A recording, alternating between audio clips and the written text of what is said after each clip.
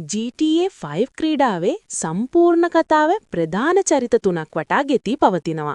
මේ එහි සාරාංශයයි. ප්‍රධාන චරිත තුන. මයිකල් ඩේ සැන්ටා, විශ්‍රාමික බැංකු කොල්ලකරුවෙක්. ඔහු FBI, මෙහි FIB සමග රහසිගත ගිවිසුමක් ගසා තම මරණය බොරුවට පෙන්වා පවුල සමග සැපවත් ජීවිතයක් ගත කරනවා. ෆ්‍රැන්ක්ලින් ක්ලින්ටන්, වීදි කල්ලියක තරුණයෙක්. ඔහුට අවශ්‍ය වන්නේ කුඩා අපරාධවලින් මිදී ලොකු මුදලක් සෙවීමටයි. ට්‍රෙවර් පිලිප්ස්, මයිකල්ගේ පැරණි මිතුරෙක්. මොහු ඉතා දරුණු සහ මානසික අසමතුලිතතාවයකින් පෙළෙන අයෙක්. කතාවේ ආරම්භය.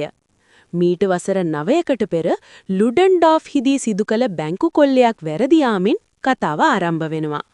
එහිදී මයිකල් මියගිය බව හැමෝම හිතුවත් ඔහු ඇත්තටම නම වෙනස් කරගෙන ලොස් සැන්ටෝස් නගරේ ජීවත් වෙනවා.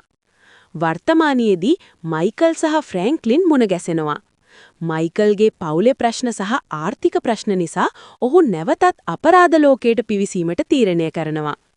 ඔවුන් දෙදෙනා එකතු වී ලොකු ස්වර්ණාභරණ වෙළඳ සැලක් කොල්ල කරනවා. ට්‍රෙවර්ගේ පැමිණීම. මේ කොල්ලේ ගැන ප්‍රවෘත්ති දකින ට්‍රෙවර් එහි ඇති මයිකල්ට ආවේනික සලකුණු හඳුනාගෙන මයිකල් තවමත් ජීවතුන් අතර බව දැනගන්නවා. ඉන්පසු ඔහු මයිකල්ව සොයාගෙන ලොස් සැන්ටෝස් වලට එනවා. මේ සමගම පැරණි මිතුරන් තිදෙනා නැවත එකතු වෙනවා. ගැටුම් සහ මෙහෙයුම්. මේ අතරතුර මොවුන්ට FIB නිලධාරීන්ගෙන් විවිධ බලපෑම් එල්ල වෙනවා. ඔවුන්ගේ රහසිගත වැඩ කර දීමට මේ තිදෙනාට සිදු වෙනවා. ඒ වගේම බිලියනපතියෙකු වන ඩෙවින් වෙස්ටන් සහ මෙක්සිකානු කල්ලිනායකයෙකු වන මාටින් මඩ්රාසෝ සමගත් මොවුන්ට ගැටලු එදි කරගන්නවා. කතාවේ අවසානයේ දෙසට මොවුන් තිදෙනා එකතු වී The Big Score නමින් රජයේ රන් සංචිතය Union Depository කොල්ල කරනවා. මෙය ඔවුන්ගේ ජීවිතයේ විශාලම කොල්ලයයි.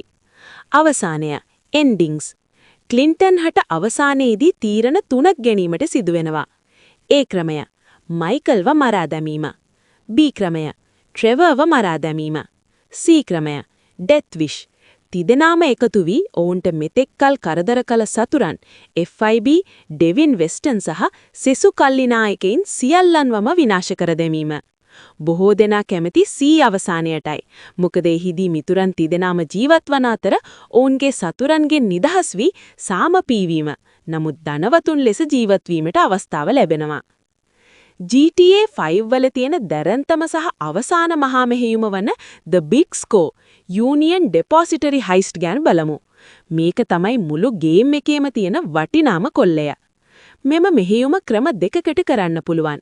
1. Subtle approach සූක්ෂම ක්‍රමය.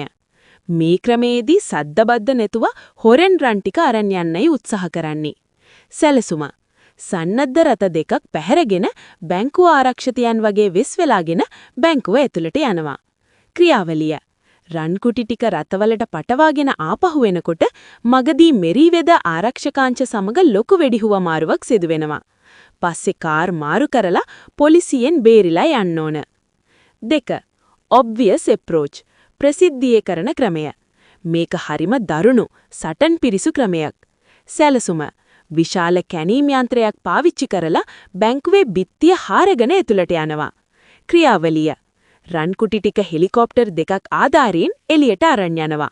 මෙතනදී ෆ්‍රැන්ක්ලින් සහ මයිකල්ට පොලිසිය සහ ස්වැට් කණ්ඩායම් සමග ලොකු සටනක් කරන්න වෙනවා. අවසානයේදී පියාසරණ වතුරෙද්දී හෙලිකොප්ටර් වලින් සතුරන්ට වෙඩි තියන්න සිද්ධ වෙනවා. මෙහි විශේෂත්වය. මෙම මෙහෙයුම සාර්ථකව අවසන් කළාම ලැබෙන මුදල පේ-අවුට් ගොඩක් වැඩි. හැම චරිතයකටම ඩොලර් මිලියන 30ක් 40ක් අතර මුදලක් ලැබෙනවා. තවත් විශේෂ දෙයක්. ඔයා ගේම් එකේ අන්තිමට ඔප්ෂන් C තෝරගත්තොත් විතරයි මේ සල්ලි ටික අරගෙන චරිත